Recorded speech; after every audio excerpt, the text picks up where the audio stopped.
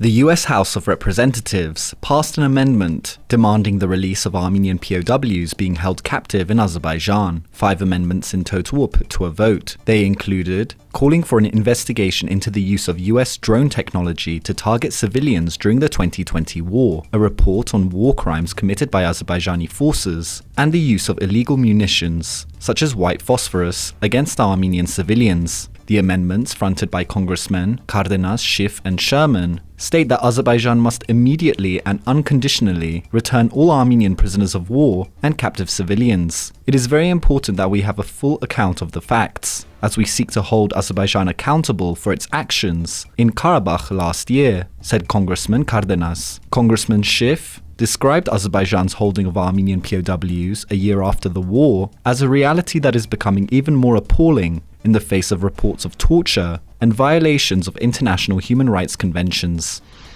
And during his trip to the United Nations General Assembly in New York, Armenian Foreign Minister Ararat Mirzoyan called for a resumption of the Karabakh peace process under the auspices of the OSCE Minsk Group co-chairs. Mirzoyan stressed the need for a return to the negotiating table during a meeting with Greek Foreign Minister Nikos Dendias. Mirzoyan furthermore met with Austrian Foreign Minister Alexander Schallenberg, Nicaraguan Foreign Minister Denis Moncada, Lithuanian Foreign Minister Gabrielus Landsbergis, Serbian Foreign Minister Nikola Selakovic, the Polish Foreign Minister, and Slovenian Foreign Minister Anze Logar. Mirzoyan furthermore met with French Foreign Minister Jean-Yves Le Drian. Both foreign ministers agreed to push for a return to the peace process under the auspices of the OSCE Minsk Group, and work to secure the return of the remaining Armenian POWs in Azerbaijan.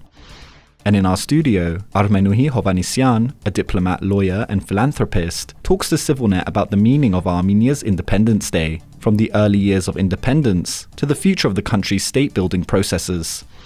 And CivilNet host and analyst Eric Hakopian discusses the lessons of Armenia's last 30 years. Eric also touches on the government-organized Independence Day event that took place in Yerevan's Republic Square, and whether it was appropriate or not. And the stories of 3 Italians, Massimiliano Floriani, Antonio Montalto, and Marzio, converge in Gyumri. Max, together with his wife Mariam, have restored a neoclassical-style house, typical of old Gyumri, to an Armenian-Italian bed and breakfast. Antonio, who is Italy's honorary consul to Armenia, has set up a ceramics workshop and restoration activities in Gyumri's historic center. Marzio, on the other hand, trains the employees of the Zakarian company to make denim. What they share in their experiences is all above their affection for Gyumri, a city full of challenges, but one that has welcomed them for years.